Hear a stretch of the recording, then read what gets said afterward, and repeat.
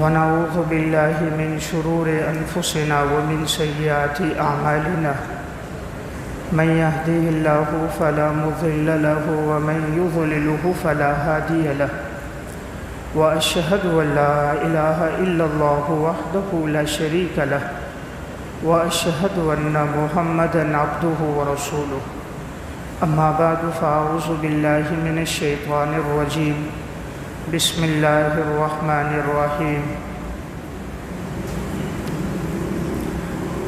ولو أن أهل القرى آمنوا واتقوا لفتحنا عليهم بركات من السماء والأرض ولكن كذبوا فأخذناهم بما كانوا يكسبون وقال الله تبارك وتعالى في مقام آخر إنما المؤمنون الذين إذا ذكر الله وجلت قلوبهم وإذا تليت عليهم آياته زادتهم إيمانا وعلى ربهم يتوكلون الذين يقيمون الصلاة ومما رزقناهم ينفقون أولئك هم المؤمنون حقا لهم درجات عند ربهم ومغفرة ورزق كريم وقال النبي صلى الله عليه وسلم من أحب لله ومنع لله وأعطى لله فقد استكمل الإيمان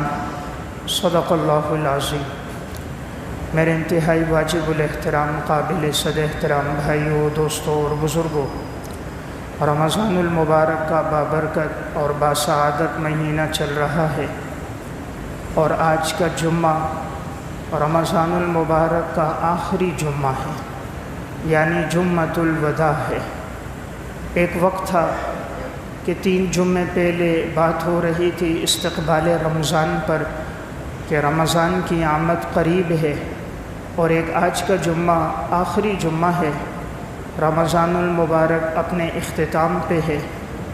3 طاق راتیں گزر گئی، 21، 23 اور 25، 24 روزے مکمل ہو گئے، 25 تراویح مکمل ہو گئی۔ آج 25واں روزہ ہے، تو آگے شاید 4 یا 5 روزے ہوں گے۔ تو آج کا جمعہ رمضان کے اس مہینے کا آخری جمعہ ہے، تو بڑی تیزی کے ساتھ وقت گزر رہا ہے اور انسان اپنی زندگی کے مراحل کو طے کرتا ہوا اپنی موت کے قریب جا رہا ہے۔ زندگی کا مقصد ایک مسلمان کے وہ ہے اللہ کی رضا، اللہ کی خوشنودی حاصل کرنا، اور اپنی زندگی میں اسے سب سے زیادہ محبت اللہ تعالیٰ کی ذات سے ہو۔ ایمان والوں کی صفت ہے والذین آمنوا اشد حبا للہ، ایمان والے وہ ہوتے ہیں جنہیں سب سے زیادہ محبت اللہ کی ذات سے ہوتی ہے۔ تو رمضان کا مقصد یہ ہو کہ ہماری زندگی میں اللہ رب العزت کی محبت سب سے زیادہ ہو، جسے محبت الہی کہا جاتا ہے۔ ہر چیز پر غالب اللہ کی محبت ہو۔ اللہ تعالیٰ جب کسی انسان سے محبت کرتا ہے اسے اپنی محبت عطا فرما دیتا ہے۔ قرآن کریم میں اللہ تعالیٰ نے فرمایا والذین آمنوا اشد حبا للہ، اشد اس میں تفضیل ہے، اللہ جس سے محبت کرتا ہے ایسے ایمان والے لوگ اللہ سے سب سے زیادہ محبت کرنے والے ہوتے ہیں۔ دوسرے مقام پر اللہ تعالیٰ نے ان کی صفات بیان فرمائی انما المؤمنون الذین اذا ذکر اللہ وجلت قلوبهم واذا تلیت علیہم آیاتہ زادتہم ایمانا وعلی ربہم یتوکلون۔ ایمان والے لوگ وہ ہیں جب ان کے سامنے اللہ کا تذکرہ ہوتا ہے ان کے دل لرز جاتے ہیں، جب ان کے سامنے قرآن کریم کی تلاوت کی جاتی ہے ان کے ایمان میں اضافہ ہوتا ہے۔ وہ لوگ صرف اللہ پر بھروسہ کرتے ہیں، نماز قائم کرتے ہیں، اور جو اللہ نے مال دیا اس مال میں سے اللہ کے نام پہ خرچ کرتے ہیں۔ اولئک هم المؤمنون حقا، اللہ تعالیٰ فرماتے یہی لوگ پکے ٹھکے سچے مسلمان ہیں۔ ان آیات میں اللہ تعالیٰ نے ان کی 5 صفات بیان فرمائی۔ پہلی صفت ایمان والوں کی انما المؤمنون الذین اذا ذکر اللہ وجلت قلوبهم، جب ان کے سامنے اللہ کا تذکرہ کیا جاتا ہے تو ان کے دل لرز جاتے ہیں۔ دوسری صفت وَإِذَا تُلِيَتْ عَلَيْهِمْ آيَاتُهُ زَادَتْهُمْ ایمانا، جب ان کے سامنے قرآن کریم کی تلاوت ہوتی ہے ان کا ایمان بڑھ جاتا ہے۔ تیسری صفت وَعَلَىٰ رَبِّهِمْ يَتَوَكَّلُونَ، وہ صرف اللہ کی ذات پر بھروسہ کرتے ہیں۔ چوتھی صفت الَّذِينَ يُقِيمُونَ الصَّلَاةَ، وہ نماز قائم کرتے ہیں، یعنی نماز کبھی نہیں چھوڑتے۔ پانچویں صفت وَمِمَّا رَزَقْنَاهُمْ يُنْفِقُونَ، جو اللہ نے مال دیا اس اللہ کے دیے ہوئے مال میں سے اللہ کے نام پہ خرچ کرتے ہیں۔ اولئک هم المؤمنون حقا، اللہ تعالیٰ فرماتے یہی لوگ سچے مسلمان ہیں، انہی کے لیے بخشش کا وعدہ ہے اور اللہ نے ان کے لیے عمدہ رزق تیار کیا ہے۔ ایک اور موقع پر اللہ رب العزت نے ارشاد فرمایا ایمان والوں کی صفت میں، یا ایھا الذین آمنوا من یرتد منکم عن دینہ فسوف یأتی اللہ بقوم یحبهم ویحبونہ اذلۃ علی المؤمنین اعزۃ علی الکافرین یجاہدون فی سبیل اللہ ولا یخافون لومۃ لائم ذلک فضل اللہ یؤتیہ من یشاء واللہ واسع علیم۔ اللہ تعالیٰ نے فرمایا کہ ایمان والوں میں سے اگر کوئی لوگ مرتد ہو جائیں، اللہ تعالیٰ بے نیاز ہے، اللہ کو ان کی ضرورت نہیں، اللہ ان کے بدلے ایسے لوگوں کو لے کر آئے گا، اللہ ان سے محبت کرے گا، وہ اللہ سے محبت کریں گے۔ نمبر 2، یہ وہ لوگ ہوں گے جو ایمان والوں پر بڑے نرم دل ہوں گے۔ نمبر 3، کفار کے مقابلے میں بڑے سخت ہوں گے۔ نمبر 4، اللہ کے راستے میں جہاد کریں گے۔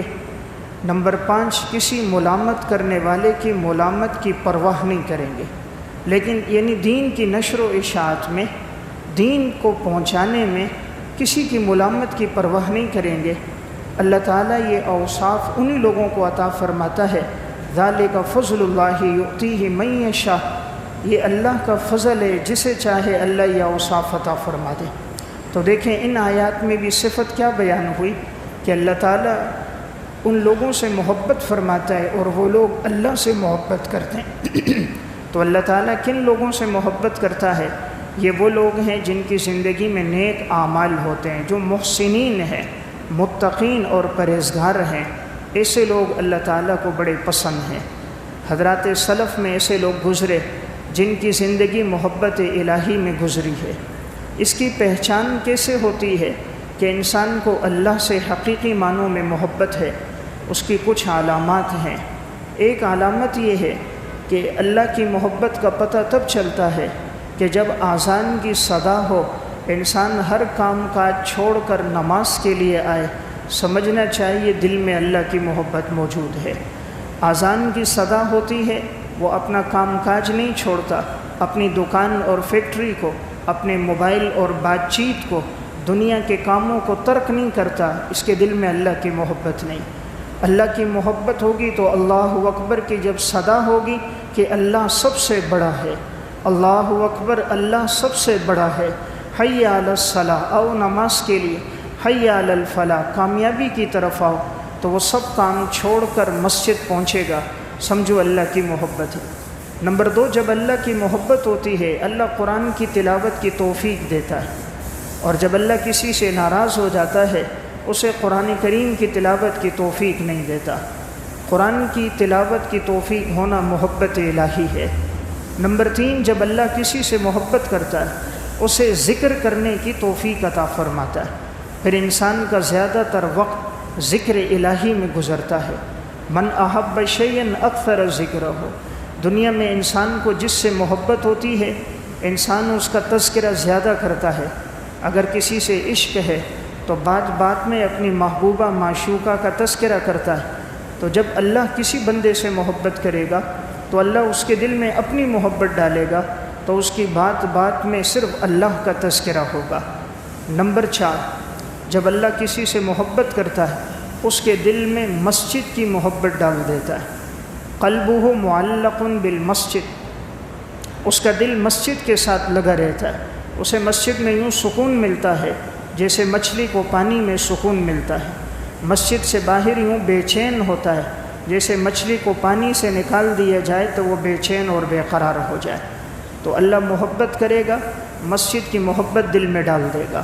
نمبر 5، اللہ جب کسی سے محبت کرتا ہے اس کے مال کو اپنے راستے میں قبول فرماتا ہے، اس کے مال کو اپنے راستے میں خرچ کرنے کی اسے توفیق دیتا ہے، پھر اس کا مال مساجد میں، مدارس میں، دین کی نشر و اشاعت میں، غریبوں، یتیموں، بیواؤں اور مساکین پہ اس کا مال خرچ ہوتا ہے۔ نمبر 6، جب اللہ کسی سے محبت کرتا ہے اللہ تعالیٰ اس کو آپ صلی اللہ علیہ وسلم کی اتباع اور اطاعت کی توفیق عطا فرماتا ہے۔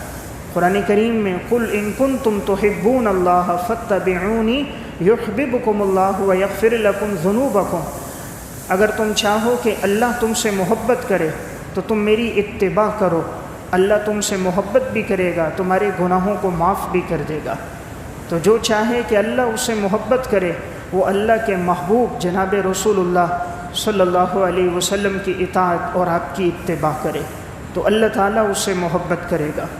محبت الہی کی ایک علامت یہ ہے کہ اللہ تعالیٰ اس کو حج عمرے کی توفیق عطا فرماتا ہے کہ وہ بیت اللہ کے حج پہ جا رہا ہے، عمرے کے لیے جا رہا ہے، اس کے دل میں حرمین کی محبت ہوتی ہے، سمجھنا چاہیے محبت الہی کی علامت ہے۔ ورنہ کتنے ہی لوگ ہوتے ہیں زندگی گزر جاتی ہے، آج امریکہ گئے، یورپ گئے، برطانیہ گئے، سوئٹزرلینڈ گئے، مری گھومنے گئے، سوات گھومنے کے لیے گئے، ساری زندگی تفریح گاہوں میں تو گزر گئی لیکن بیت اللہ جانے کے اللہ نے اس کو توفیق ہی نہیں دی۔ تو اس لیے میں نے ایک بات عرض کی، جب اللہ محبت کرتا ہے حرمین کی توفیق عطا فرماتا ہے، جب اللہ محبت کرتا ہے اس کے دل میں اپنے محبوب لوگوں کی محبت ڈال دیتا ہے، جو اللہ کو پسند ہیں، اولیاء اللہ، علماء، صلحاء، نیک لوگ، اللہ اس کے دل میں ان کی محبت ڈال دیتا ہے۔ اور جب اللہ کسی کو راندہ درگاہ کرتا ہے تو اس کے دل میں نیک لوگوں کی نفرت آ جاتی ہے، اولیاء کی، علماء کی، صلحاء کی، بزرگوں کی، اس کے دل میں کدورت آتی ہے، وہ لان تان اور تان تشنی اپنی زندگی کا حصہ بنا دیتا ہے، تو سمجھنا چاہیے اللہ نے اس کو اپنے سے دور کر دیا۔ مولانا روم رحمۃ اللہ علیہ فرماتے ہیں کہ جب اللہ کسی کو راندہ درگاہ کرنا چاہتا ہے وہ نیک لوگوں پہ لان تان شروع کر دیتا ہے، تو سمجھو اللہ اس کو اپنی محبت سے دور کر رہا، جب نزدیک کرے گا اس کے دل میں نیک لوگوں کی محبت ڈال دے گا۔ تو میں عرض کر رہا تھا یہ محبت الہی کی علامات ہیں۔ حضرات سلف کے دلوں میں اللہ کی محبت کیسی ہوتی تھی، مرد ہو یا عورت، ان کی زندگی محبت الہی میں گزری۔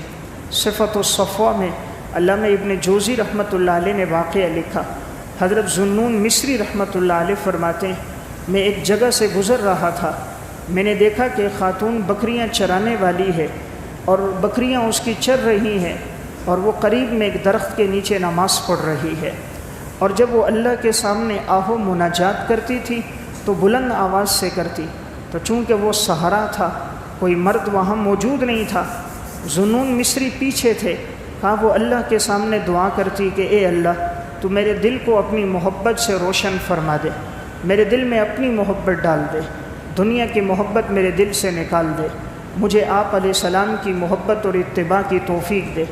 تو وہ اللہ کے سامنے عجز و انکساری کر رہی تھی، پھر نماز کے لیے کھڑی ہوئی، تلاوت شروع کی، ایک زور سے چیخ ماری، نیچے گری، پتہ چلا انتقال ہو گیا۔ ذوالنون کہتے میں وہاں پیچھے بیٹھا تھا، اتنے میں اس خاتون کی والدہ کو پتہ چلا، وہ جلدی سے دوڑتی ہوئی آئی، اپنی بیٹی کے سر کو گود میں لیا، اس کے رخساروں کو صاف کیا اور چوما، اور کہنے لگی یہ میری بیٹی نے اللہ کی محبت میں جان دے دی۔ لوگ تو اس کو کہتے ہیں یہ مجنونہ ہے، دیوانہ ہے، لیکن یہ دیوانی نہیں ہے، اسے اللہ سے محبت تھی، اس کی راتیں اللہ کے سامنے عجز و انکساری میں گزر جاتی تھی۔ ذوالنون مصری کہتے میں قریب آیا، میں نے اس سے پوچھا آپ کون ہو؟ کہا میں اس لڑکی کی ماں ہوں۔ کہا اچانک اس کا انتقال ہو گیا، ابھی تو دعا کر رہی تھی۔ کہا کہ 20 سال سے اس کا معمول ہے، اس کی زندگی عبادت اور ریاضت میں اور شب بیداری میں گزرتی ہے، لوگ اس کو مجنون سمجھتے ہیں لیکن حقیقت میں اس کے دل میں اللہ کی بڑی محبت ہے، تو اللہ کی محبت میں اس نے جان دے دی۔ تو میں عرض کر رہا ہوں اللہ جب کسی دل میں اپنی محبت ڈالتا ہے تو اس دل سے دنیا کی محبت نکال دیتا ہے۔ آج جو دنیا میں عشق ہے، کبھی کالج کے باہر، کبھی یونیورسٹیوں کے باہر، کبھی روڈوں پہ، کبھی چوراہوں پہ، کبھی گلیوں میں کھڑے، ساری زندگی میسج کرتے ہوئے گزر گئی، کال سنتے ہوئے گزر گئی۔ ان کے ساتھ کیا محبت کہ جو گندگی اور نطفے سے پیدا ہوئی اور نطفہ ہو کر ختم ہو جائے گی۔ چند دن انسان مر جائے تو جسم سے بدبو اور تعفن آنا شروع ہو جائے۔ جسم پہ یہ سب کچھ یہ رب کی طرف سے ایک عارضی ہے۔ محبت اس ذات سے ہو جس نے کائنات کو پیدا کیا ہے۔ آج دنیا میں کوئی حسین چیز دیکھتے ہیں، ہم محبت کرتے ہیں فلاں چیز حسین ہے، یہ مور کے پروں پہ بچھا ہوا پرنٹ، یہ تتلی کی خوبصورتی دیکھ کر ہم کہتے ہیں یہ بہت حسین ہے، یہ گلاب اور چنبیلی کے پھول حسین اور خوشبودار ہیں، یہ مری اور سواد کا حسن و جمال یہ نہایت حسین ہے، تو اس کا پیدا کرنے والا کتنا حسین اور جمیل ہوگا۔ ان اللہ جمیل یحب الجمال، محبت کرنی ہے تو اس ذات سے پیدا کریں جس نے گلاب میں خوشبو ڈالی، اس ذات سے محبت کریں جس نے مور کے پروں پہ بچھے ہوئے پرنٹ کو بچھایا، جس نے یاقوت اور زمرد کو پیدا کیا۔ آج سونے اور چاندی کے لیے ساری زندگی گزر گئی، مال اور دولت کے پیچھے لگے، اس خدا کو بھلا دیا جس نے سونے اور چاندی کو پیدا کیا۔ جو سونے اور چاندی کا خالق ہے اس سے محبت نہیں کی، اس مادے کے پیچھے لگے رہے۔ اور بھائی اس سے محبت کرو جو سونے کا خالق ہے، جس نے سونے کی چٹانوں کو بنایا، جس نے سونے اور چاندی کی کانوں کو بنایا، جس نے معدنیات کو زمین میں دفن کر دیا، اس کو چھوڑ دیا۔ آج دنیا میں کہتے ہیں جی گنے میں بڑی مٹھاس، گڑ نہایت لذیذ اور میٹھا، فلاں چیز بڑی شیرینی والی، یہ مٹھائی بڑی شیرینی والی میٹھی۔ اور بھائی اس رب کے نام میں کتنی مٹھاس ہوگی جس نے گنے میں رس کو ڈالا، اس رب کے نام میں کتنی لذت ہوگی جس نے گڑ میں مٹھاس کو رکھا۔ ہم نے کبھی اس رب کے نام کا تذکرہ اپنی صاف ستھری زبان سے لیا ہی نہیں۔ زبان پہ حسد ہے، کینہ ہے، بغض ہے، نفرت ہے، عداوت ہے، جھوٹ ہے، غیبت ہے، چغل خوری ہے، دل میں دنیا کی محبت ہے۔ اس لیے اللہ نے اپنی محبت کی چاشنی ہم سے چھین لی۔ اس کی مثال یوں ہے جیسے کوئی شخص بیمار ہو، اس کو کوئی چیز کھلاؤ تو اس کو کڑوی نظر آتی ہے، حالانکہ وہ کڑوی نہیں، یہ اس کی بیماری کی وجہ سے اس کو ہر چیز کڑوی محسوس ہو رہی ہے۔ تو میں عرض کر رہا تھا اصل چیز اللہ نے دنیا میں اپنی محبت رکھی ہے۔ اللہ جب کسی سے محبت کرے، اس دل کو پیدا اللہ نے کیا ہے، جب محبت کرتا ہے اس دل میں اپنی محبت ڈال دیتا ہے۔ اس دل کا خالق اللہ ہے اور اس دل کی غذا اللہ نے اپنی محبت کو بنایا۔ جیسے گاڑی بغیر پیٹرول کے نہیں چل سکتی، انسان کا جسم بغیر کھانے پینے کے نہیں چل سکتا، یہ دل کی راحت اور سکون اور یہ دل کی زندگی اللہ کی محبت کے بغیر نہیں چل سکتی۔ اللہ نے یہ جو دل بنایا، اس دل میں بیج ڈالا ایمان کا، اور اس دل کو جو تر و تازگی ملتی ہے، بہاریں ملتی ہیں، جیسے دنیا میں زمین میں انسان بیج ڈالتا ہے تو سب سے زیادہ زمین کو اس وقت فائدہ ہوتا ہے جب بارش برستی ہے۔ جتنی بارش ہوتی ہے زمین کی پیداوار اچھی ہوتی ہے، فصل زیادہ اچھی ہوتی ہے، زیادہ سے زیادہ اس کا ذائقہ لذیذ ہوتا ہے، اللہ خوب پھل عطا فرماتا ہے۔ اس طرح اللہ نے زمین دل کے نیچے رکھی، آنکھیں اوپر رکھیں، آنکھوں سے بہنے والے آنسو جب بہتے ہیں اللہ دل کی زمین میں اپنی محبت ڈال دیتا ہے۔ جس طرح دنیا کی زمین ہے، اس کے لیے آسمان سے پانی برستا ہے، اس کے ذریعے سے دنیا کی زمین آباد ہوتی ہے، دل کی زمین آباد ہوتی ہے آنکھوں کے سے برسنے والے آنسوؤں سے۔ جتنے یہ آنسو برستے ہیں اللہ دل میں اپنی محبت ڈال دیتا ہے، مخلوق کے دلوں میں اس کی محبت ڈال دیتا ہے۔ تو میں عرض کر رہا تھا محنت اس دل پر ہونی چاہیے کہ اس دل میں صرف اللہ کی ذات کی محبت ہو۔ حضرات سلف نے زندگی اسی طرح گزاری، ان کے سامنے دنیا اور مال کی کوئی حیثیت نہیں۔ صفت الصفوہ میں واقع ہے، سالم بن عبداللہ رحمۃ اللہ علیہ بیت اللہ کا طواف کر رہے تھے، اس دور کے بادشاہ ہشام بن عبد الملک بھی آ گئے۔ سالم بن عبداللہ حضرت عمر رضی اللہ تعالیٰ عنہ کے پوتے ہیں، عبداللہ بن عمر کے بیٹے ہیں۔ وقت کا بادشاہ ان سے کہتا ہے آپ کی کوئی ضرورت ہو تو مجھے بتاؤ۔ سالم بن عبداللہ نے ان کو دیکھ کر کہا کہ تمہیں شرم اور حیا نہیں آتی؟ میں اللہ کے گھر میں کھڑا ہوں، طواف کر رہا ہوں، تم اللہ سے میری توجہ ہٹاتے ہو اپنی طرف کہ کوئی ضرورت ہے تو مجھے بتاؤ۔ اس نے کہا حضرت غلطی ہو گئی، معذرت چاہتا ہوں۔ حضرت طواف کر کے باہر نکلے، پھر وقت کا بادشاہ ہشام بن عبد الملک آیا، سالم بن عبداللہ سے کہنے لگا حضرت کوئی ضرورت ہو تو بتاؤ، میں آپ کی ضرورت کو پورا کروں گا۔ فرمایا دنیا کی ضرورت پوری کرو گے یا دین کی ضرورت پوری کرو گے؟ کہا دین کی تو نہیں پوری کر سکتا، دین میں آپ لوگ ہم سے آگے ہو، آپ حضرت عمر کے پوتے، عبداللہ ابن عمر کے صاحبزادے ہو، تابعی ہو، آپ کا مقام زیادہ ہے۔ کہا کون سی ضرورت پوری کرو گے؟ کہا دنیا کی ضرورت پوری کروں گا۔ سالم بن عبداللہ نے کہا ما سألت من یملکها فکیف اسأل من لا یملکها، میں نے دنیا کو دنیا کے پیدا کرنے والے سے نہیں مانگا، تجھ سے کیا مانگوں؟ جس رب نے دنیا پیدا کی ہے اس سے آج تک دنیا نہیں مانگی، تجھ سے کیا دنیا مانگو؟ تو اندازہ کیجئے یہ لوگ بادشاہ تھے، حقیقت میں اللہ نے ان کے دلوں میں زمین اور آسمان کے بادشاہ کی محبت ڈال دی تھی۔ اس لیے میں عرض کر رہا ہوں آخری جمعہ ہے، ایک سبق لے کر ہم اٹھیں، اپنے دل میں محبت ہو، اللہ کی ذات کی ہو۔ آج صبح سے شام تک ساری محنت اور کوشش دنیا اور پیسے، عہدے، جائیداد اور منصب کے لیے ہو رہی ہے۔ کاش ہماری یہ کوششیں اللہ رب العزت کی خوشنودی کے لیے ہوتی۔ ہم سے گناہ ہو جاتا تو ہماری حالت یوں ہوتی جس طرح کے حضرات صحابیات کی حالت تھی۔ صحیح مسلم کی روایت ہے، حضرت معاذ اسلمی رضی اللہ تعالیٰ عنہ، زنا کا گناہ ان سے ہو گیا۔ آپ صلی اللہ علیہ وسلم کے پاس آئے، جب گناہ ہو گیا بے چین ہو گئے۔ ایمان کی صفت یہ ہے کہ جب گناہ ہوگا انسان بے چین اور بے قرار ہو جائے گا۔ اگر گناہ کے بعد بے چینی نہیں ہے، بے قراری نہیں ہے، اپنے اوپر ندامت نہیں ہے، افسوس کرنا چاہیے کہیں میرے دل میں ایمان رفتہ رفتہ ختم تو نہیں ہو گیا۔ جب ایمان دل میں موجود ہوگا، گناہ ہوگی، ندامت ہوگی۔ حضرت معاذ اسلمی سے گناہ ہو گیا، حضور کے پاس آئے، یا رسول اللہ طہرنی، مجھے پاک کر دیجئے۔ آپ علیہ السلام نے چہرہ دوسری طرف پھیرا، دوسری طرف سے آگئے، یا رسول اللہ مجھ سے گناہ ہو گیا، مجھے معاف کیجئے اور مجھے پاک کر دیجئے۔ آپ نے پھر چہرہ پھیرا، تیسری طرف سے آئے، 4 دفعہ ایسا ہوا۔ آپ علیہ السلام نے پوچھا کہیں یہ مجنون تو نہیں ہے؟ لوگوں نے کہا نہیں۔ آپ نے کہا کہیں تو نشے کی حالت میں تو نہیں ہے؟ تو جب سونگا گیا تو نشے کی حالت میں نہیں تھا۔ کہا نہیں یا رسول اللہ مجھ سے گناہ ہوا ہے۔ 4 دفعہ اقرار کر دیا کہ مجھ سے زنا ہوا ہے۔ اب جب کوئی شادی شدہ ہو زنا ہو جائے تو شریعت کی سزا اس کے لیے رجم ہے کہ اسے پتھر مار مار کے مار دیا جاتا ہے۔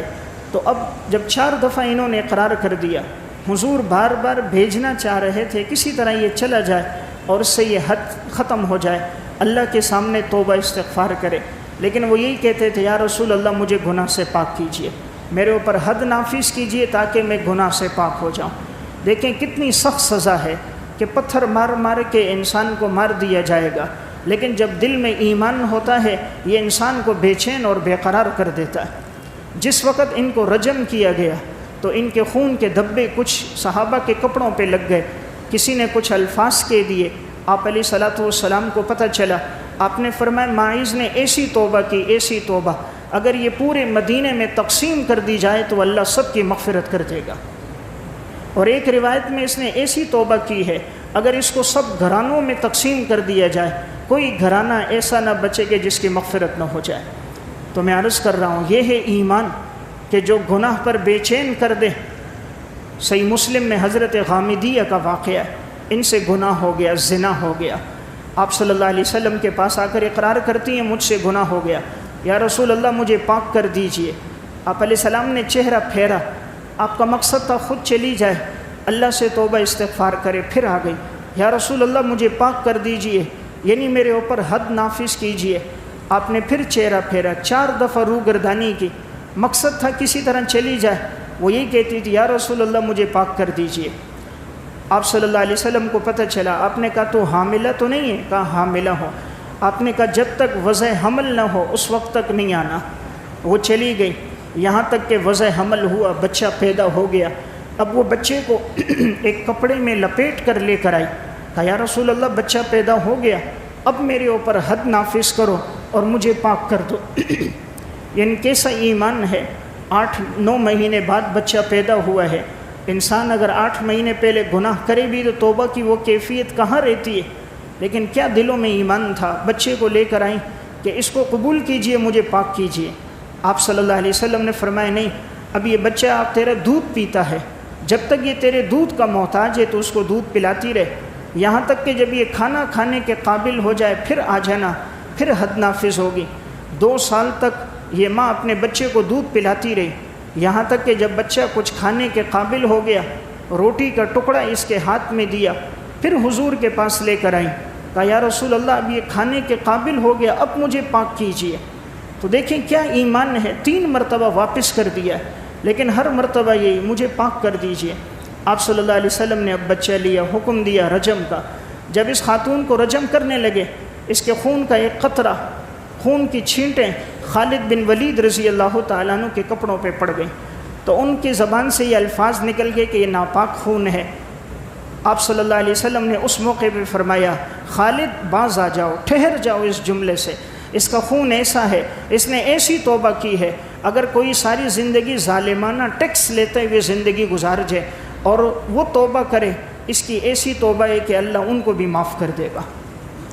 اس کی ایسی توبہ ہے کہ جس کی زندگی ظلم میں گزرے، ظالمانہ ٹیکس میں گزر جائے، اللہ ان کی اس توبہ پر مغفرت کر دے گا۔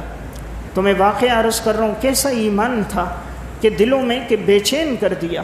اس لیے آپ صلی اللہ علیہ وسلم نے ایک بات بیان فرمائی، ایمان کی نشانی کیا ہے کہ انسان نیک اعمال کرے گا تو خوشی محسوس ہوگی، گناہ کرے گا تو بے چین ہو جائے گا۔ آپ نے فرمایا سمجھ جاؤ تم مسلمان، اذا سرت کا حسنتو کا وساعت کا سیئتو کا فانت مؤمن، اگر تمہاری نیکی تمہیں خوش کر دے، تمہارا گناہ تمہیں پریشان کر دے، فانت مؤمن، تم مسلمان ہو۔ مسلمان کون ہے؟ مسلمان کون ہے؟ رسول اللہ صلی اللہ علیہ وسلم فرما رہے ہیں جس کو نیک اعمال پر خوشی ہو، گناہ پر غمگین ہو، وہ مسلمان ہے۔ آج زندگی گزر رہی ہے شراب میں، زنا میں، کرپشن میں، سود میں، رشوت میں، نماز کے چھوڑنے میں، والدین کی نافرمانی میں، بد اخلاقی میں، پرواہ ہی کوئی نہیں۔ تو سمجھنا چاہیے دل میں ایمان کی رمق نہیں ہے۔ ایمان کی رمق ہوگی، جہاں نافرمانی ہوگی دل پریشان ہو جائے گا۔ تو میں عرض کر رہا تھا اللہ رب العزت جب محبت کرتا ہے کسی سے، اس کے دل میں اپنی محبت ڈال دیتا ہے۔ والذین آمنوا اشد حبا للہ، ایمان والوں کو سب سے زیادہ اللہ سے محبت ہوتی ہے، پھر ان کے آنسو گرتے ہیں، جو مانگتے ہیں اللہ عطا کر دیتا ہے۔ مولانا ابرار الحق صاحب رحمۃ اللہ علیہ نے واقعہ سنایا، بمبئی سے حجاج کرام حج کے لیے جا رہے تھے۔ ان دنوں میں حج کا سفر کشتیوں میں ہوتا تھا، تو اب کشتیوں کے لیے سفر روانہ ہونے لگا۔ 3 سے 4 حجاج کرام کو آنے میں تاخیر ہو گئی۔ اب وہ جو سمندری جہاز تھا وہ روانہ ہو گیا۔ یہ لوگ جیسے ہی بمبئی کے اس بندرگاہ پہ پہنچے، پتہ چلا کہ وہ تو جہاز نکل گیا۔ اب یہ 3 سے 4 حجاج کرام تھے، احرام باندھے ہوئے تھے۔ انہوں نے وہی مصلے بچھائے، اللہ سے دعائیں شروع کر دی کہ یا اللہ ہم نے تو حج کی نیت کی، احرام باندھ دیا، راستے میں ہمیں تاخیر ہو گئی، اے اللہ تو ہر چیز پر قادر ہے، ہمیں حج سے محروم نہ فرما، یا اللہ ہمیں حج سے محروم نہ کر۔ بندرگاہ پہ یہ چاروں اللہ کے سامنے رو رہے ہیں۔ 35 سے 40 منٹ گزرتے ہیں، وہی جہاز واپس آ جاتا ہے۔ وجہ کیا بنتی ہے کہ جہاز وہ جو سمندری چلتا ہوا گیا، راستے میں فنی خرابی آ گئی۔ جو جہاز چلانے والا کپتان تھا اس نے اعلان کیا کہ سمندری جہاز میں کوئی فنی خرابی آ گئی، کوئی بڑا نقصان ہو سکتا ہے، اس لیے ہم واپس بندرگاہ کی طرف لوٹ کر جا رہے ہیں اور پھر اس کا کام کروا کے پھر دوبارہ آغاز کریں گے۔ وہ لوگ دوبارہ جہاز واپس آیا، یہ چاروں حجاج کرام اس میں بیٹھ گئے۔ تو اصل بات کیا تھی کہ یہ 4 رہ گئے تھے، انہوں نے اللہ کے سامنے آنسو بہائے، اللہ نے سمندری جہاز میں فنی خرابی پیدا کر دی۔ آدھا گھنٹہ پہلے روانہ ہونے والا جہاز دوبارہ لوٹ کر آ گیا اور یہ چاروں حجاج کرام اس میں بیٹھے۔ پھر وہ دوبارہ اب جب اسٹارٹ کیا تو وہ خرابی ختم ہو گئی، پھر حج کے سفر کے لیے وہ جہاز نکل گیا۔ میرا واقعہ سنانے کا مقصد یہ ہے جب اللہ سے تعلق ہوتا ہے، آنسو گرتے ہیں، رب العالمین جو مانگتے ہیں وہ عطا کر دیتا ہے۔ آج چونکہ اللہ سے محبت میں کمی ہے، ہر چیز کے لیے وقت ہے، خدا کے لیے وقت کوئی نہیں۔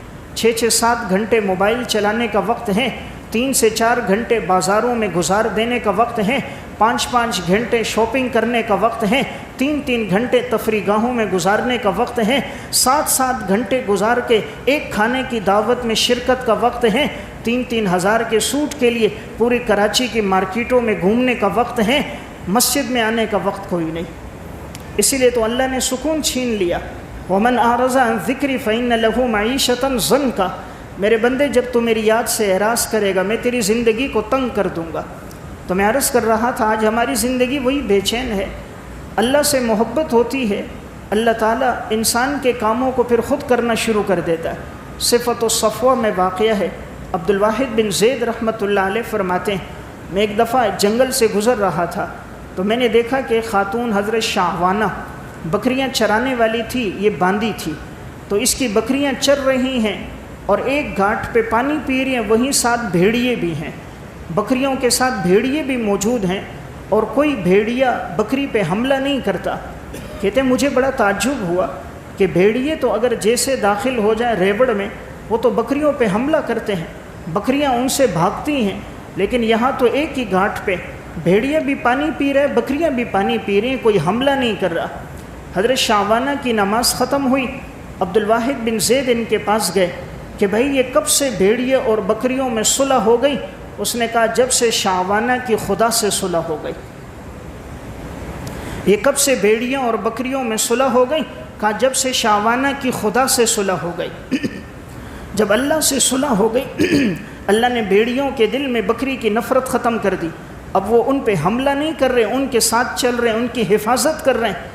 ادھر ان کی یہ نماز پڑھ رہی ہیں، ادھر بھیڑیے بکری پہ جو کل تک دشمن ہے آج وہ پہرا دے رہے۔ دشمن بھی اس وقت تک نقصان نہیں دیتا جب تک اس کے دل کے اندر نفرت نہ ہو، جب دل کا پیدا کرنے والا اس دل میں محبت ڈال دیتا ہے پھر وہ نقصان نہیں دیتا، وہی محافظ بن جاتا ہے۔ تو میں ایک بات عرض کر رہا تھا، اللہ تعالیٰ جب کسی انسان سے محبت کرتا ہے اس کے دل میں صرف اپنی محبت ڈالتا ہے۔ تو یہ رمضان کے آخری ایام ہے، معلوم نہیں اگلا رمضان ہم میں سے کس کو نصیب ہو کس کو نصیب نہ ہو، تو اس آخری جمعے میں ہم میں سے ہر ایک اللہ کی طرف رجوع کرے اور اپنی زندگی کا ایک مقصد بنا کر ایک نیت کر کے اٹھیں، آج کے بعد انشاءاللہ کوئی نماز ہم سے نہیں چھوٹے گی، آج کے بعد کوئی نماز نہیں چھوٹے گی۔ یہ صرف جمعے کی نماز فرض نہیں ہے، یہ 5 نمازیں فرض ہیں۔ ہمارے نمازی صرف جمعے میں نظر آتے ہیں، فجر میں دیکھو تو 1.5 سے 2 صفیں عام دنوں میں ہوتی ہیں۔ کیا وجہ ہے؟ اللہ سے تعلق کٹ گیا، اللہ سے محبت ہوگی، اللہ اکبر کی صدا پر مسجدیں آباد ہوں گی، اللہ کا ذکر آئے گا، انسان کی طبیعت مچلنے لگ جائے گی۔ اردو کی ایک کتاب ہے اطباء کے حیرت انگیز واقعات، اس میں انہوں نے ایک واقعہ لکھا، ایک بادشاہ نے ایک لڑکی سے شادی کر دی۔ شادی جب ہوئی ہر قسم کی نعمتیں موجود تھیں، لیکن وہ دن بدن کمزور ہوتی جا رہی تھی، اس کی صحت گرتی جا رہی تھی۔ اس نے اطباء کو بلایا، علاج معالجہ ہوا، کوئی فائدہ نہ ہوا۔ ایک بڑے طبیب تھے، اس کو بلایا، کہا بھئی کیا بات ہے، میرے گھر میں ہر نعمت موجود ہے لیکن یہ کمزور ہو رہی ہے، دن بدن صحت گرتی جا رہی ہے۔ وہ طبیب بڑے سمجھدار اور دانا تھے، اس نے اس لڑکی کے بارے میں پہلے معلومات لی، کہاں کے رہنے والی، یہ کس گھرانے کی ہے، اور شادی سے پہلے اس کے پاس کون کون سے رشتے اس کے گھر میں آئے اور اسے کس سے محبت تھی، ساری طور خفیہ معلومات اس کو مل گئیں۔ اب جب یہ علاج کے لیے اس لڑکی کے پاس گیا، اس دور میں نبض دیکھ کر بتا دیتے تھے اس کو یہ بیماری ہے، تو اس نے لڑکی کی نبض پہ ہاتھ رکھا۔ اب اس کے سامنے ایک ایک اس کا تذکرہ کرتا، جس کے اس کے پاس رشتے آئے تھے، ایک ایک کا تذکرہ کرتا رہا، یہاں تک کہ اس کا جو چچا زاد تھا، کزن جس سے اسے محبت تھی، اس کا جب تذکرہ کیا تو ایک دم اس کی نبض تیز ہو گئی، اس کے چہرے پر بشاشت آ گئی، تازگی آ گئی، تو وہ سمجھ گئی اسے محبت اس سے تھی۔ لیکن والدین نے زبردستی اس کی شادی بادشاہ کے ساتھ کرا دی تاکہ بادشاہ سے سونا چاندی اور مال مل جائے۔ تو اس نے بادشاہ کو بتایا اصل بات یہ ہے کہ اس کے دل میں آپ کی محبت نہیں، اس کے دل میں اس کے کزن کی محبت تھی۔ جب میں نے اس کا تذکرہ کیا تو اس کی روح میں تازگی آ گئی، اس کی نبض تیز چلنے لگ گئی۔ تو میں عرض کرتا ہوں جب اللہ کی محبت ہوگی تو اللہ کے ذکر پہ نبض تیز چلے گی، چہرے کی رنگت بدلے گی، روح میں تازگی آئے گی، تلاوت اور ذکر میں سکون ملے گا، اس لیے کہ محبوب کا تذکرہ ہو رہا ہوگا۔ جیسے دنیا میں کسی محبوب کا ذکر ہو کتنا سکون ملتا ہے، جس سے دنیا میں عشق ہو، اور اگر کوئی اس کی بات کرے انسان چاہتا ہے وہ کرتا رہے، میں سنتا رہوں۔ جب اللہ اور رسول کی محبت ہوگی دل چاہے گا وہ بات چلتی رہے اور میں سنتا رہوں۔ تو میں عرض کر رہا تھا اللہ تعالیٰ اپنی محبت تب دل میں ڈال دیتا ہے جب رب العالمین دیکھتا ہے کہ بندے کا اس کے ساتھ تعلق ہے، بندہ اس کے قریب آنا چاہتا ہے۔ اللہ تعالیٰ فرماتے ہیں کوئی بندہ مجھے یاد کرے میں اس کو یاد کرتا ہوں، وہ مجھے محفل میں یاد کرے میں فرشتوں کی مجلس میں یاد کرتا ہوں، وہ ایک بالش قریب آئے میں ایک ہاتھ قریب آتا ہوں، وہ ایک ہاتھ قریب آئے میں 2 باں قریب آتا ہوں۔ وہ چل کر آئے میری رحمت دوڑ کر اس کا استقبال کرتی ہے۔ اللہ تعالیٰ تو بندے کے ساتھ اس کے گمان کے مطابق معاملہ کرتا ہے۔ ساری زندگی گناہ میں گزر جائے لیکن پلٹ کر آئے، اللہ کی محبت پھر بھی اس کے ساتھ ہے۔ مولانا روم رحمۃ اللہ علیہ نے مثنوی میں اور حضرت مولانا حکیم اختر صاحب رحمۃ اللہ علیہ نے معارف مثنوی میں واقعہ تفصیلاً لکھا۔ حضرت عمر رضی اللہ تعالیٰ عنہ کے دور میں ایک شخص تھا، ساری زندگی بانسری بجاتے ہوئے گزر گئے۔ بانسری بجاتا تھا، گاتا تھا، جوانی میں آواز خوبصورت تھی تو لوگ اس کی بانسری سننے کے لیے، اس کا گانا سننے کے لیے اس کے پاس آتے تھے۔ جتنی عمر گزرتی گئی آواز تبدیل ہوتی گئی، بڑھاپا آ گیا، اب کوئی اس کو مجلسوں میں بلاتا نہیں تھا، اس کا جو روزگار تھا وہ ختم ہو گیا، اولاد اس کی نہیں تھی، اب بے چین اور بے قرار ہو گیا، ایک ایک پائی کے لیے محتاج ہو گیا۔ اب سوچنے لگا کہ میں تو قبر کے قریب ہوں، اب اللہ سے معافی مانگنے کے لیے قبرستان میں گیا۔ ایک ٹوٹی ہوئی قبر تھی، اس میں اپنے پاؤں لٹکائے اور اللہ کے سامنے رویا کہ یا اللہ میں نے ساری زندگی تیری نافرمانی میں گزاری، جوانی بھی گزر گئی، ابھی بڑھاپا آ گیا، کل تک لوگ بلاتے تھے، آج کوئی میرے قریب نہیں آتا، آج میں ایک ایک لقمے کا محتاج ہو گیا، موت میری قریب ہے، مولا کریم تو مجھے معاف فرما دے۔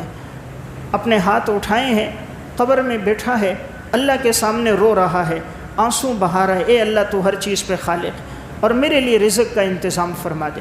مولانا روم فرماتے ہیں حضرت عمر رضی اللہ تعالیٰ عنہ سوئے ہوئے تھے، خواب دیکھا، خواب میں کوئی کہتا ہے ان سے کہ ہمارا ایک بندہ ہے جو ہم سے اب محبت کر رہا ہے، عمر جاؤ اور ان کے لیے کھانے کا انتظام کرو۔ حضرت عمر رضی اللہ تعالیٰ عنہ کی آنکھ کھلی، اٹھے اور کھانا بنوایا اور تلاش کرتے کرتے اسی جگہ پہنچے تو دیکھا کہ قبرستان میں وہی بوڑھا جو گویا ہے، قبر میں پاؤں لٹکائے ہوئے ہے، آنسو بہہ رہے ہیں۔ حضرت عمر کو دیکھا، بھاگنے لگا کہ کہیں حضرت عمر مارے نہیں مجھے کوڑے کے ساتھ، کہ زندگی تو میری گناہ میں گزر گئی۔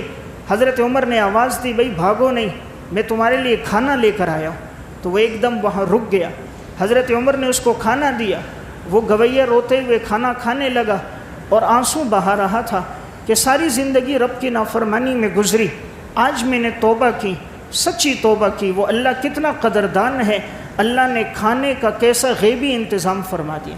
حضرت عمر جیسا انسان کھانا لے کر اس کے لیے آ رہا ہے تو میں عرض کر رہا تھا رب العالمین بڑا قدردان ہے، بندے کی صرف توجہ ہو جائے اور وہ سچے دل کے ساتھ، صدق دل کے ساتھ متوجہ ہو جائے، جو مانگے پھر اللہ اس کو عطا فرما دیتا ہے۔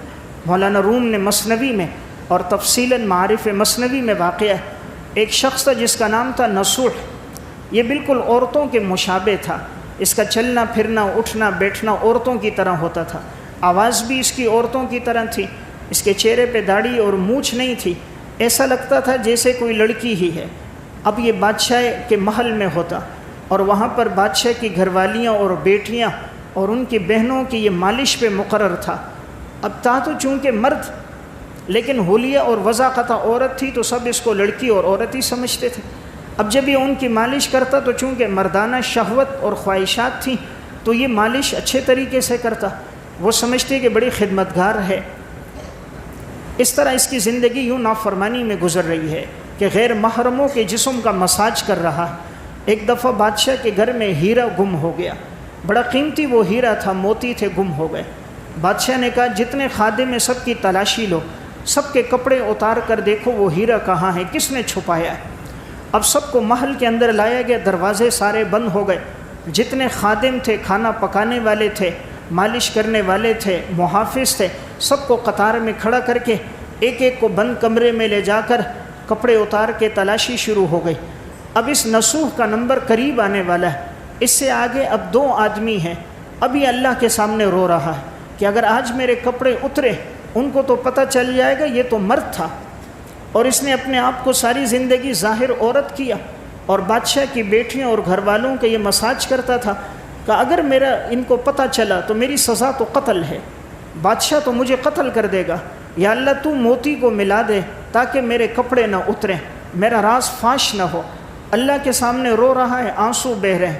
اب ایک آدمی اس سے آگے تھا، اس کے بعد اس کا نمبر آنے والا تھا، ادھر اللہ کے سامنے رویا ہے، اللہ کا کرنا اچانک آواز لگی کہ وہ ہیرا مل چکا ہے، تو یہ جتنے ہیں ان کی تلاشی مت لو، وہ جواہرات مل چکے ہیں۔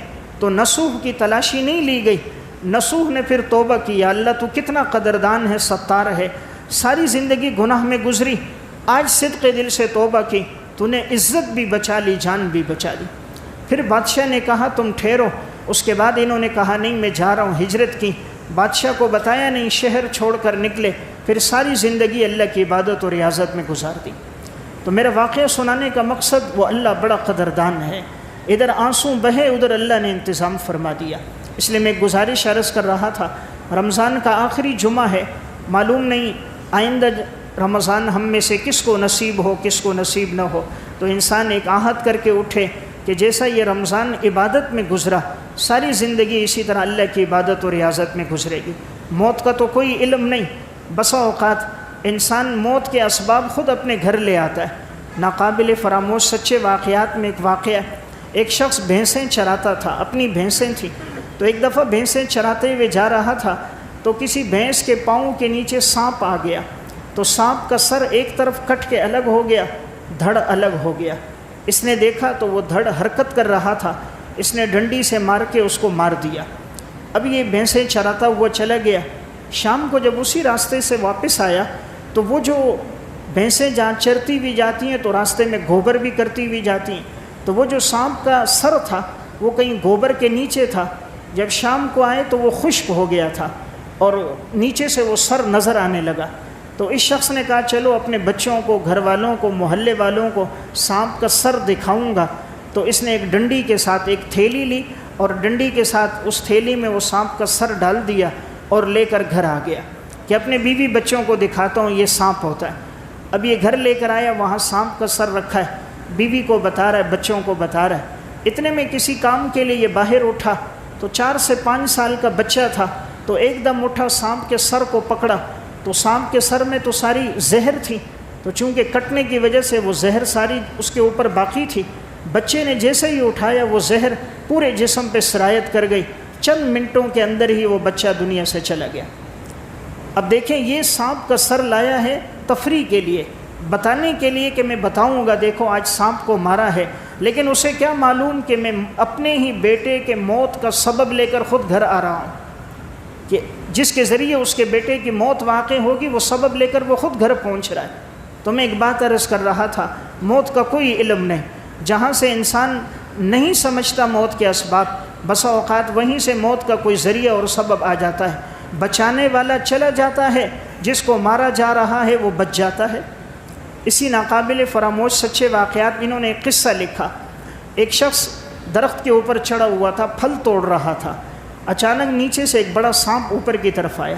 جیسے ہی اوپر کی طرف آیا, اب اس کے قریب آ رہا تھا, یہ چیختا چلاتا تھا تاکہ سانپ قریب نہ آئے. اب سانپ اس کے سامنے, یہ چیخ رہا ہے, چلا رہا ہے, مدد کے لیے لوگوں کو پکار رہا ہے. نیچے اتر نہیں سکتا, اترنے کا راستہ یہی ہے, اور یہ بہت اونچی شاخ پہ چڑھا ہوا ہے. اتنے میں قریب سے وہاں ایک فوجی گزرا, اس کے پاس پستول موجود تھی. اس نے جو دیکھا, اس نے کہا بھئی یہ سانپ ہے, تم اس کو مارو میری جان بچ جائے. اس نے کہا ٹھیک ہے. اس نے اپنے بوٹ اتارے اور وہاں جس جگہ پر سانپ ہے وہاں نیچے اپنے بوٹ دونوں اتار کے رکھ دیے. اب یہ نشانہ باندھ رہے کہ اس طرح باندھوں تاکہ اس کو نہ لگے, یہ بچ جائے اور سانپ مارا جائے. تو ایک طرف سے دوسری طرف سے نشانہ لیتا رہا. آخر اس نے نشانہ فٹ کیا اور مارا تو وہ واقعی سانپ کے سر پہ لگا. سر کٹ کے نیچے گرا, دھڑ ایک طرف. لوگ سارے وہاں موجود تھے. جیسے دھڑ گرا تو سب نے اس دھڑ کو مارا, سمجھ گئے کہ سانپ مر گیا. اب کسی کو پتہ نہیں کہ وہ سر کہاں گرا. تو چونکہ وہ گولی سے گرا تو بڑی تیزی سے, تو کسی کے سامنے نہیں آیا. تو سارے اس کو شاباش دے رہے تھے کہ تیرا نشانہ بہت اچھا تھا, تو نے سانپ کو مارا اور اس کی جان بچا دی. وہ نیچے اترا, اس سے بغلگیر ہوا, خوش ہو گیا. اب یہ فوجی جانے لگا. اپنے بوٹ میں جیسے ہی اس نے پاؤں ڈالا تو وہ بوٹ کے اندر ہی سانپ کا سر تھا. جیسے ہی پاؤں ڈالا تو وہ زہر پاؤں میں چلا گیا, نیچے گرا, وہیں انتقال ہو گیا. بچانے والے کی موت آ گئی اور جس کے موت کا وقت لگتا تھا وہ بچ گیا. تو یہ بچانے والا ہے, موت کا وقت اس کا مقرر ہے. اس لیے قرآن ایک بات کہتا ہے, لا یستأخرون منہ ساعۃ ولا یستقدمون. جب موت کا وقت آتا ہے ایک لمحہ تاخیر نہیں, ایک لمحہ تقدیم نہیں. بچانے والا دنیا سے چلا گیا, لگتا تھا جس کی موت آئے گی وہ بچ گیا. تو میں ایک بات عرض کر رہا تھا, موت اور حیات اللہ تعالیٰ کے ہاتھ میں ہے۔ رب العالمین دیکھتا ہے جب موت کا وقت مقرر نہیں، ایسے اسباب پیدا فرما دیتا ہے کہ زندگی کی رمق دوبارہ دے دیتا ہے۔ ایک واقعہ لکھا کہ چند لوگ سفر میں جا رہے تھے، کشتی میں سفر کرتے ہوئے درمیان میں مچھلی کا شکار کیا۔ مچھلی بڑی ہی خوبصورت تر و تازہ تھی، بڑی تناور تھی۔ ساتھیوں نے مشورہ کیا کہ یہیں کسی کنارے پہ رک جاتے ہیں اور کسی ساحل پر اتر کر جلدی سے مچھلی پکاتے ہیں، تازہ مچھلی ہے اس کو کھا لیتے ہیں۔ تو وہ دیکھنے لگے، راستے میں ایک جزیرہ آیا، اسی جزیرے پر کشتی کو روکا، وہ مچھلی لی ہے۔ اب وہ مچھلی کو پکانے کے لیے پہلے لکڑیاں جمع کر رہے ہیں کہ جتنی دیر میں آگ لگے، پھر ایک ساتھی مچھلی کو کاٹے تاکہ آگ لگے جلدی سے بھون کے تازہ کھا لیں۔ لکڑیاں جمع کرتے ہوئے جا رہے ہیں، کیا دیکھا ایک آدمی ہے جس کے دونوں ہاتھ بھی پیچھے بندھے ہوئے ہیں، دونوں پاؤں بھی بندھے ہوئے ہیں، کسی نے باندھ کر اس کو پھینکا ہوا ہے اور وہ حرکت نہیں کر سکتا، ہاتھ پاؤں بندھے وہیں پر پڑا ہوا ہے۔ تو جیسے یہ وہاں قریب گئے، اس شخص کے منہ میں انہوں نے کپڑا بھی ٹھوسا ہوا تھا، وہ بات بھی نہیں کر سکتا تھا کوئی۔ تو آدمی کی جیسے نظر پڑی جو لکڑیاں چننے والا تھا، تو کہتا ہے میں ایک دم گیا، اس کے منہ سے کپڑا نکالا، اس کے ہاتھ کھولے، میں نے اس کے پاؤں کھولے، تو میں نے کہا بھائی تجھے کیا ہو گیا، کس نے باندھا؟ اس نے کہا میں سفر میں تھا، میرے پاس مال تھا، تو میرا جو اپنا دوست تھا، جگری ساتھی تھا، اس کو جب پتہ چلا کہ میرے پاس پیسہ موجود ہے، دراہم اور دینار ہیں، تو اس بدبخت نے مجھے اس جزیرے میں اتار کر تو مجھے کھانے میں ایسی چیز دی کہ جس کی وجہ سے میرے اوپر بے ہوشی طاری ہو گئی، میں بے ہوش ہو گیا۔ اس نے میرے ہاتھ بھی باندھ دے، پاؤں بھی باندھ دیے، منہ میں کپڑا بھی ٹھوس دیا، جتنے میرے دراہم دینار تھا سب لے کے چلا گیا۔ اب اس نے کہا کتنے دن ہو گئے؟ کہا 2 دن ہو گئے، آج تیسرا دن ہے۔ اب دیکھیں اس کی موت مقرر نہیں ہے، اللہ نے راستے میں کیسا سبب بنایا، ان کو مچھلی ملی، وہ مچھلی کو لے کر آئے ہیں۔ اب جب یہ دوبارہ اس مچھلی کے پاس گئے جس کا شکار کیا تھا، وہ ابھی مری نہیں تھی، ساحل پہ تھی، جب پہنچے تو وہ مچھلی دوبارہ سمندر میں کود کے چلی گئی تھی۔ تو دیکھیں اللہ نے راستے میں مچھلی کو لایا، انہوں نے مچھلی کو پکڑا، اس کے بہانے جزیرے میں اترے، اس شخص کی زندگی باقی تھی، لکڑیاں تلاش کرتے ہوئے وہاں پہنچے، اس کے ہاتھ بھی کھولے، پاؤں بھی کھولا، منہ سے اس کے کپڑا بھی نکالا، کشتی میں بٹھا دیا۔ مارنے والا سمجھ رہا تھا میں نے باندھ کے پھینکا، اس جزیرے میں کون آئے گا، یہاں موت ہو جائے گی، لیکن موت کے پیدا کرنے والے کی طرف سے موت کا حکم نہیں تھا، اللہ نے وہاں زندگی کے اسباب پیدا فرما دیے۔ اس لیے میں ایک بات عرض کر رہا ہوں، موت اور زندگی کا اختیار اللہ کے پاس ہے۔ رمضان کے آخری ایام ہیں، ہم میں سے ہر ایک ساتھی یہ کوشش کرے، ایک عہد اور ایک نیت کرے، آج کے بعد کوئی نماز ہم سے نہیں چھوٹے گی، اللہ کے حکم پہ کاروبار بند کر دیں گے، اللہ اکبر کی صدا پہ دکان بند ہوگی، فیکٹری بند ہوگا، کام چھوڑ دیں گے، موبائل ہو، ضرورت کا سامان ہو، سب چھوٹے گا، اللہ اکبر پر صرف مسجد آئیں گے۔ جس دن ہماری مسجدیں اللہ اکبر کی صدا پر آباد ہوں گی، اللہ کی قسم اللہ رزق کے دروازے کھول دے گا، محتاجی ختم کر دے گا، پریشانیاں بیماریاں اللہ دور کر دے گا۔ رزق کی ذمہ داری تو اللہ نے لی ہے، اللہ کیسے رزق فراہم کرتا ہے؟ میں ایک واقعہ سنا کے بات ختم کرتا ہوں۔ ابراہیم ابن ادہم رحمۃ اللہ علیہ فرماتے ہیں، تفسیر کبیر میں واقعہ ہے، فرمانے لگے میں ایک جگہ سے سفر کر رہا تھا، سفر کرتے ہوئے ایک جنگل میں ہم پہنچے، ہم نے دسترخوان ڈالا، روٹی کھانے لگے، اچانک ایک بڑا پرندہ آیا اور ہمارے دسترخوان سے روٹی اٹھا کے اڑنے لگا۔ ابراہیم بن ادہم کہتے ہیں میرے دل میں آیا دیکھوں یہ پرندہ کون ہے اور یہ کہاں روٹی لے کے جا رہا ہے؟ کہا میں نیچے سے دیکھتا ہوا جا رہا تھا، پرندہ روٹی لے کر اڑتا گیا، اڑتے اڑتے پہاڑ کے پیچھے گیا، پہاڑ کے پیچھے ایک ٹیلا تھا، ٹیلے کے پیچھے ایک درخت تھا، یہ پرندہ نیچے کی طرف اترا۔ ابراہیم بن ادہم کہتے میں دیکھ رہا تھا وہاں ایک آدمی کے دونوں ہاتھ دونوں پاؤں باندھے ہوئے ہیں، پورے جسم پہ رسی لپیٹ کر اس کو درخت سے باندھا ہوا ہے تاکہ وہ کروٹ بدل بدل کر بھی آگے نہ جا سکے۔ تو اب اس کے ہاتھ پاؤں بندھے ہیں، تو یہ پرندہ گیا اور اس نے جا کر اس کے منہ پہ روٹی ڈال دی۔ اب وہ تو کھا خود نہیں سکتا، پرندے نے چونچ سے روٹی اس کے قریب کی، اب وہ دانتوں سے روٹی چباتا تھا، پرندہ پیچھے سے چونچ اور پاؤں سے روٹی آگے کرتا تھا، جب وہ چبا لیتا وہ اور آگے کرتا، جب وہ چباتا وہ اور آگے کرتا، یہاں تک کہ اس نے پوری روٹی کھا لی۔ ابراہیم بن ادہم کہتے ہیں اب یہ پرندہ اڑ کر گیا، قریب میں پانی کا تالاب تھا، اپنے منہ اور چونچ میں پانی بھرا اور آیا اور اس کے دونوں ہونٹوں کے درمیان اپنی چونچ رکھی اور اس کے منہ میں پانی ڈالا، پھر اڑ کر گیا اور اپنے منہ میں پانی بھرا، پھر آیا، اس کے دونوں ہونٹوں کے درمیان چونچ رکھی، پھر منہ میں پانی ڈالا، 3 مرتبہ اس کو اس طرح پانی پلایا۔ ابراہیم بن ادہم کہتے ہیں میرے ضبط کے بندھن ٹوٹ گئے، میں نیچے اترا، اس آدمی کے ہاتھ پاؤں اور جسم کو کھولا۔ میں نے کہا تجھے کس نے باندھ کر پھینکا؟ اس نے کہا میں قافلے کے ساتھ جا رہا تھا، باقی ساتھی آگے نکل گئے، میں پیچھے رہ گیا، ڈاکوؤں نے مجھے لوٹ لیا، جتنا مال تھا سب لے لیا، قتل کرنے لگے۔ میں نے منت سماجت کی تو کسی نے کہا یہیں اس کو باندھ کے پھینک دو، یہ بھوکا پیاسا مر جائے گا۔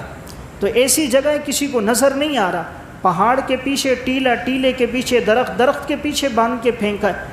تو اس نے کہا کتنے دن ہو گئے؟ کہا 3 دن ہو گئے مجھے باندھ کے پھینکا ہے۔ کہا تو 3 دن سے کیا کھاتا ہے؟